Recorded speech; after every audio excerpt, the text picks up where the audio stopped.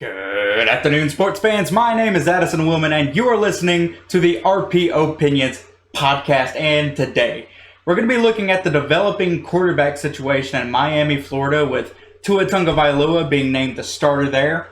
We're also going to talk a little bit about the entire state of Georgia and their inability to win big games. I also want to talk about the living dumpster fire that is the NFC East. And then I'm going to finally end off with the second part of my State of the Franchise series, where I discuss my favorite team, the New York Giants, and who I think they should trade before the deadline in a couple weeks, assuming there is a market. It sounds like it's going to be a pretty negative podcast today, but I promise I'm going to try to remain upbeat and and try to get to you guys this information. Before we begin, though, I'd like to ask everyone to be sure to like the video if you enjoy and subscribe for more content. But without further ado, let's go ahead and jump into the first topic. Tua time. It's Tua time in Miami. Yes, Tua is going to be the starting quarterback for Miami starting after the bye week this week. So I think I'm just going to list a few pros and cons really quickly for this decision and why they may have made it. So first up, Miami fans, you should be excited. You're finally getting a look at the future of your franchise and the direction that this team is going. Tua is a talented player, and I have no doubt that he could be a high-level starter in this league. He'll be the face of that franchise eventually. But looking at the decision to start him now, it's really odd. The offense is likely going to live and die by the success of Tua in his rookie year. So it's up to this coaching staff and front office to develop him and make sure he isn't crushed behind that atrocious offensive line. Which leads me to the big thing that worries me about this move. The offensive line in Miami is awful. Absolutely bottom 5 in the league. And if you think otherwise, you're probably either really biased or you haven't watched a single Dolphins game this year, because even though their offensive line is better than it was last year, that's really not saying much. They were easily worst in the league. I mean, the first round pick, Austin Jackson, who looked pretty promising in limited play, is on IR. Robert Hunt and Solomon Kinley were both developmental players coming into the draft, and they have a long way to go before they're actually good. And your other starters are replacement level. The toughness of Ryan Fitzpatrick is what has made that team a contender up to this point, sitting at 3-3 right behind the Patriots.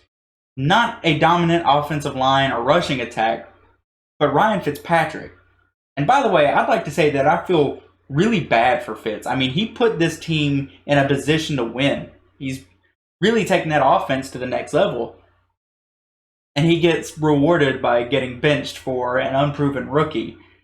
Now, Fitz was very transparent about how he felt when Brian Flores gave him the news, and I absolutely cannot blame him for doing so. But regardless, if this is the road we're taking, this staff has to ride Tua the whole way. There's no turning back after next week. And I will remind you, he's unproven. He's unproven. There's no guarantee that they can be good. Right now, they are at least guaranteed to be competitive with Ryan Fitzpatrick at quarterback. And should Tua come in and experience a lot of the problems that rookie quarterbacks normally do, I can't say that they'll be able to make it to a wild card spot. Not like they were really expecting to do that anyway this year, but you never want to give up your chance to be competitive, if that makes sense. So, yeah, that's my thoughts on Tua. As an Alabama fan, I'm really excited to finally get to see him take a snap in the NFL. I did get to see his first, 2 passes last week. But man, it's going to be really, really fun getting to see how Tua performs. He was my number 2 quarterback coming into the draft right behind Joe Burrow, and I think he's a stud. It's going to be fun. Next up, we're going to go ahead and look at the entire state of Georgia and their inability to win games. I don't know if it's some sort of like masochistic tendency, but the Georgia teams just love hurting their fans. Let's go to the big one when it comes to football. We all know the story of the Atlanta Falcons, 28-3, all that good stuff, blowing a 25-point lead to the New England Patriots. Now, already this year, they've blown 2 big leads and have ended up firing their coach, Dan Quinn, and rightfully so. The man has absolutely no clue how to adjust and close out games. I fully blame him and the rest of his coaching staff on on that football team's woes over the past few years. Then we look at Kirby Smart and the Georgia Bulldogs, who have always been a competitive college football team, but they've consistently failed to hold a lead against Alabama. And I'm not trying to be an Alabama homer when I say this, but there's a reason that Alabama is considered an active dynasty and the Bulldogs are not. It is simply because Nick Saban cannot be beaten by his former assistants. He's maintained that perfect record. And at this point, I'm beginning to think that when his assistants leave, he places a curse on them so they can never be more successful than him. Outside of Dabo, I mean, it's kind of ridiculous that Kirby Smart, despite having very, very talented teams in that SEC conference, he's just not able to beat Nick Saban. Finally, let's look at the most recent heart-wrenching moment in Georgia sports history. The Braves had a 3-1 lead in a best-of-7 series against the Los Angeles Dodgers and lost. This one hurt because I'm actually a Braves fan. All credit to the Dodgers for their remarkable performance. I mean, Mookie Betts robbed 2 home runs that would have likely resulted in at least 1 win. Cody Bellinger was phenomenal. Kudos to them. But come on, Braves. Like, all you had to do was not lose 3 games in a row. That's it. You have a roster full of young superstars. Your pitchers were getting hot, and you got nearly reverse swept by the LA Dodgers. Again, kudos to them. Like, they did an amazing job. They made some great adjustments. But all the Braves had to do was not lose 3 in a row. 3 in a row.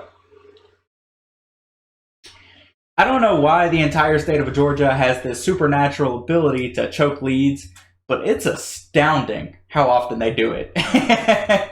I don't know what god they angered, but they need to apologize.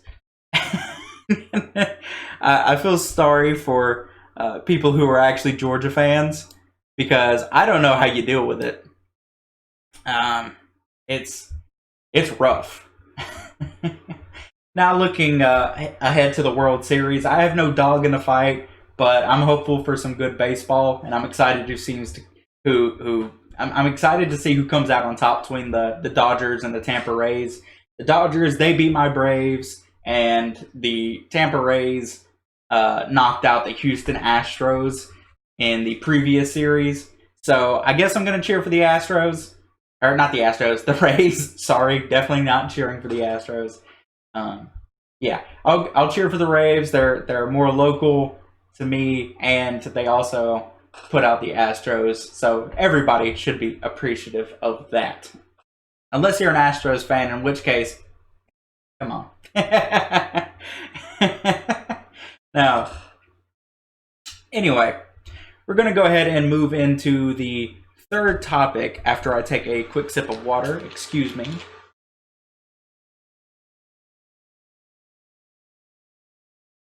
Gotta stay hydrated.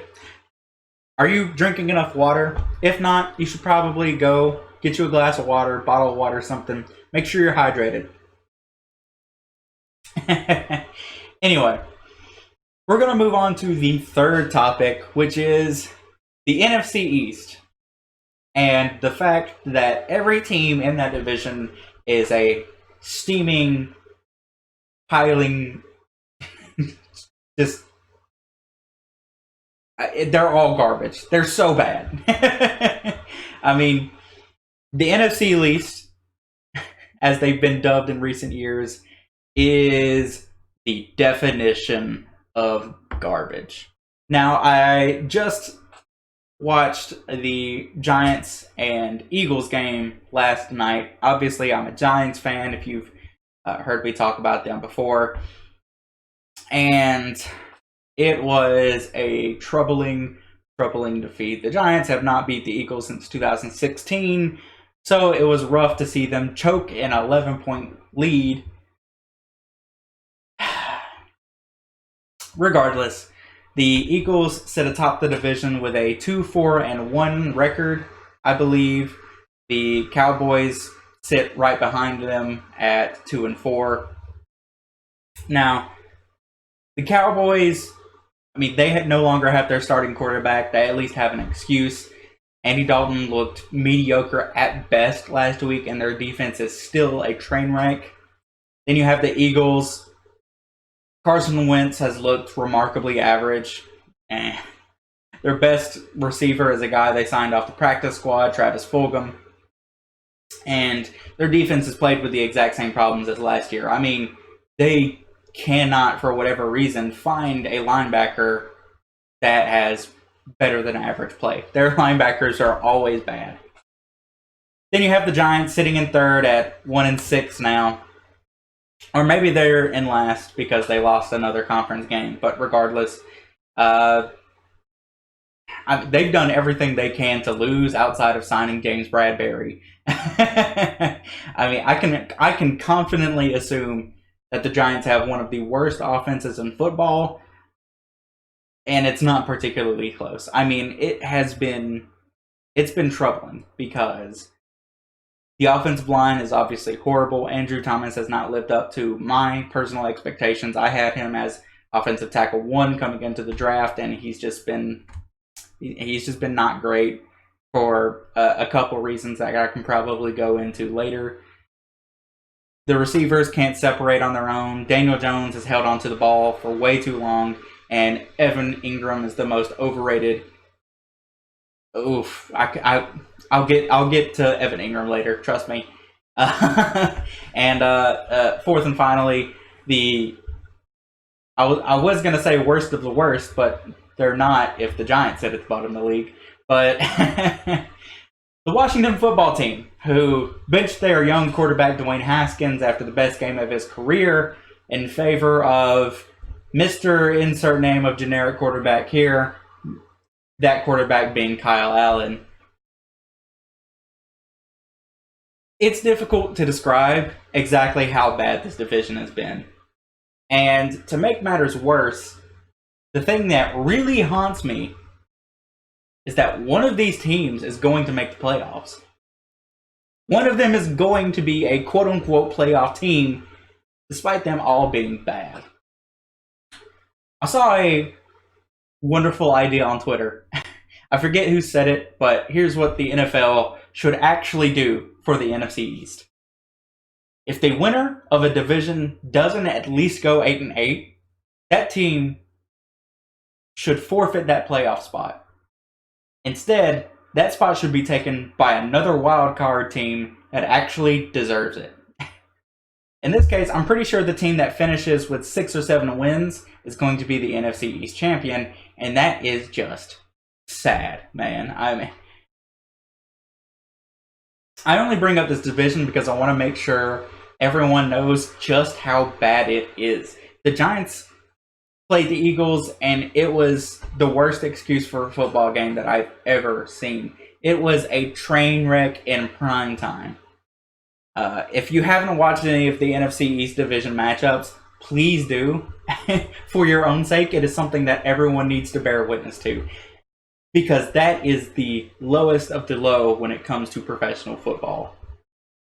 I could talk for hours about the terrible way that Jerry Jones has managed to run that promising Cowboys team into the ground, or about how Dave Gettleman has completely failed to surround their rookie head coach Joe Judge with any promising talent whatsoever, or about how Dan Snyder is probably the worst owner in the league. He's a sleazy scumbag who has let way too much go and just gets swept underneath the rug. or about how the Eagles, Doug Peterson, what a fall from grace he's had.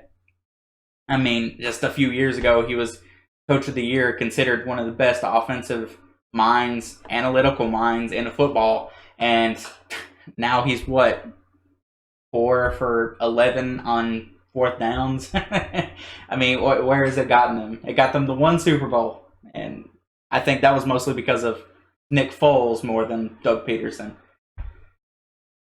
I mean,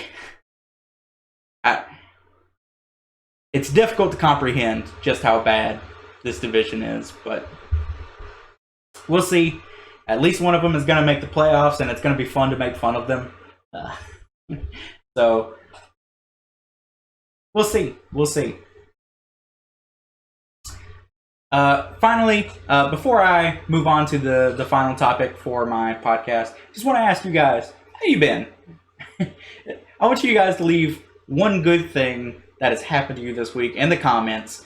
I read all my comments. It's been really fun to interact with you guys, and I just want to hear what you guys have been up to.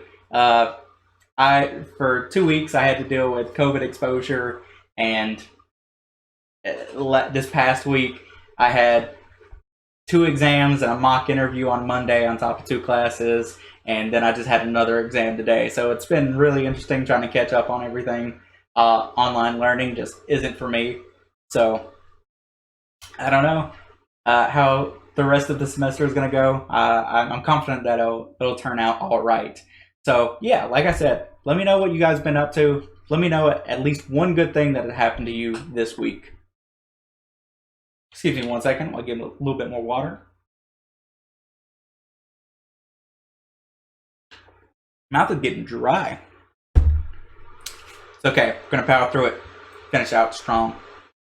Now, I'm about to go into the 4th and final topic, which is the State of the Franchise series, where I talk about my favorite team, the New York Giants. So if you're not a Giants fan, I still invite you to hang around, but I don't blame you if you want to go ahead and click off.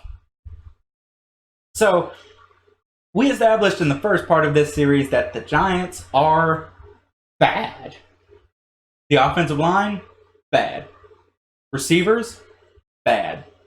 Linebackers, bad. Edge rushers, bad. But there is still a lot of hope for the future, and the best way to get there quick, fast, and in a hurry is to go ahead and cut the dead weight now. Dave Gettleman, even though he's likely going to be fired at the end of the season, and for good cause, he's actually done a pretty good job of getting back trade compensation in the past. And I hope he can do that this year as well. I'm pretty confident that he can get some good value out of a couple of these guys. So let's get into some of the guys that should be on the move and the compensation that I expect to get back for them. First up, the guy I've been most vocal about, Evan Ingram. This is the guy I'm most confident will not be on the team in a few weeks. And if he is, I'd be rather upset. Because there seems to be this misconception that Evan Ingram is a great player. And that just simply is not the case. The dude is a bust. I don't care that he was a first-round pick. He's not good. He can't catch. He's not a good enough route runner to split wide. And he doesn't block exceptionally well either. However, Evan Ingram is a rare athlete at the position. I think a better offensive coordinator could get a lot more out of him just because of his insane speed. I believe he ran like a true 4.4. Though I don't expect him to ever be a game wrecker, he can definitely be a contributor to someone else's offense. He's not played up to a second contract in New York, and I'll be happy to see him gone personally.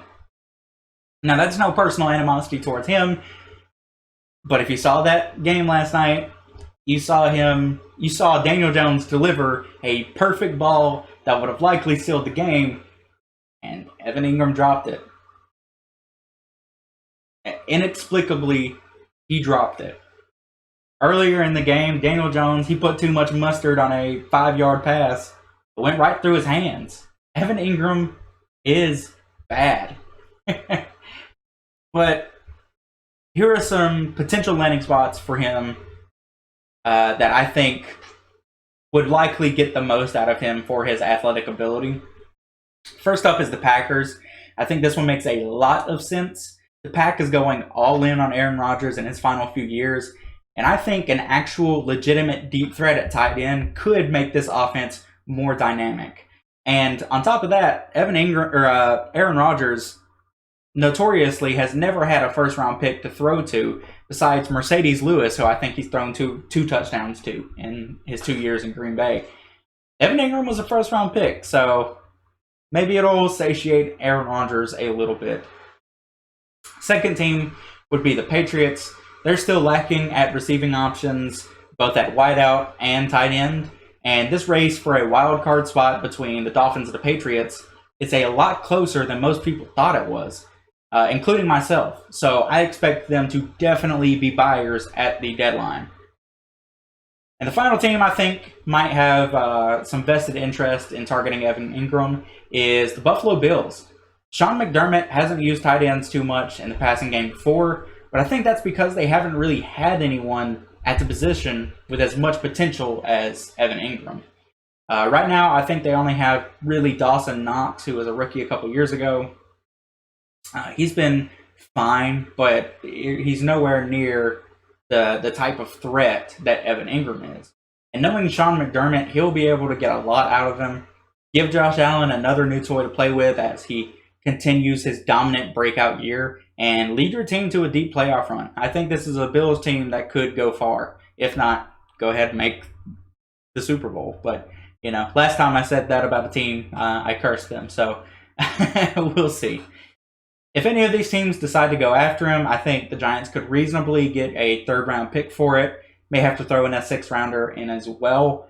But I think a third is good value, especially since he was a first-round pick. I think you get some mediocre value out of him for the past 4 years, and you get a third-round pick to recoup that. That would be really solid for the Giants. If they can manage to get a third-round pick, I would be very happy, though I think a fourth is probably more likely. Plenty of teams are going to be willing to give up a third or fourth round pick for a guy with as high as ceiling as Evan Ingram, though. We've seen coaches take risks on, you know, high ceiling players before. So we'll see. Second up is Golden Tate. There's a huge drop off in talent between the first and second person on this list, but Golden Tate, he hasn't been very good for the Giants. He hasn't been able to consistently get separation, and really he's just been replaceable. That's the nicest way to put it. That being said, he could definitely make a difference on a competitive team as a wide receiver 3 or 4, or, you know, on a team that's been struggling with their depth at wide receiver. 3 places that I think Tate could go to would be the 49ers, the Patriots again, or maybe even a reunion back in Seattle if they decide to go all in. Because, you know, outside of Tyler Lockett, DK Metcalf, and I believe his name is David Moore, they don't really have many receiving options. So if one of them goes down, it'll be nice to have a veteran to plug and play in that system. That being said, I don't think the Giants can get more than a 5th round pick back for him. A 6th would be more likely. He's just too old, man. 32 years old. He won't be a major contributor for much longer, but for a team who's trying to compete right now, it makes sense to take a shot, kick the tires on an older veteran who might be able to come in and contribute right away. Worst case scenario, the team can cut him in the offseason and lose very little money. So the final guy that might have some trade value on the Giants would be Marcus Golden, the edge rusher. He's not elite by any means, but he's been productive in the past, and he can definitely be a solid number 2 edge rusher on a team that may be looking for some depth. I would expect teams like the Seahawks again, 49ers, Titans, and Chargers to all show some mild interest. Again, this might be a guy that the Giants can get a 6th rounder for if they're lucky. This is all assuming that there is a market for them. If they can get that back for Marcus Golden while he's on that super cheap contract, though, I would be pretty ecstatic. Now, in a similar vein, there are definitely some guys that need to stay. If these guys get shipped off, I would be I would be mildly perturbed, to say the least. BJ Hill is probably having the best season of his career, but nobody's talking about it because he's just not getting enough play time. And that crowded defensive line, because Dave Gettleman decided to trade a 3rd and a 5th round pick for Leonard Williams, who has been good this year, but is not worth the trade, I don't think. But if they decide to re-sign him, then I could see BJ Hill getting shipped off. Dalvin Tomlinson, he has to stay. I mean, he's a captain. He has been a very, very, there are different types of leaders. There are vocal leaders, and then there are types of leaders that lead by example, and that's the type of guy that Dalvin Tomlinson is. He doesn't talk a whole lot, but he does everything else correctly. So if he gets shipped off, again, I'd be very upset.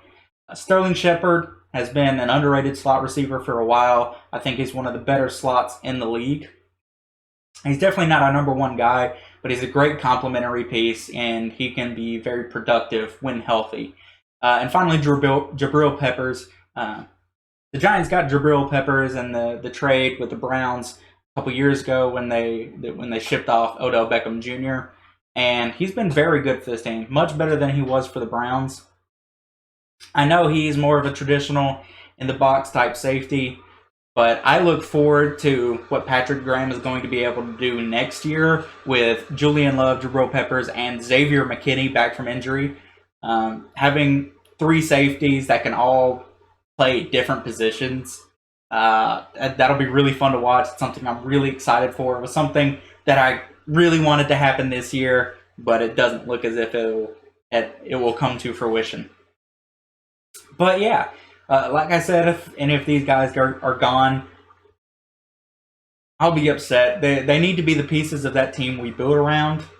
You have to have some homegrown talent, because if not, if you just keep shipping off your talented players, you're going to end up in the same situation as the Jets. The Jets have struggled for a long time with not being able to either develop their players or retain the talent that they develop because the players don't want to be there anymore. So, yeah, I'm hopeful that the Giants can make some moves at the trade deadline or in this coming week, since they are coming off a short week. They're going to have a long week, so it's basically a mini bye. So maybe. I'm not super hopeful that all these guys will get traded and will get a lot of value, but I think at least one of these guys, namely Evan Ingram, is going to be on the move, and good riddance is all I have to say about that. But that's going to be it for me today, guys. If you have any suggestions for topics, please let me know. Be sure to like if you liked and subscribe if you're new. Once again, you can follow me on Twitter for weekly polls and updates at RPOpinions Pod. Remember to comment down below. Tell me something good that's happened to you this week. I'm really interested to see what some of you guys have been up to. Your support is always greatly appreciated. I hope you all have a wonderful and blessed day, and I will see you in the next one.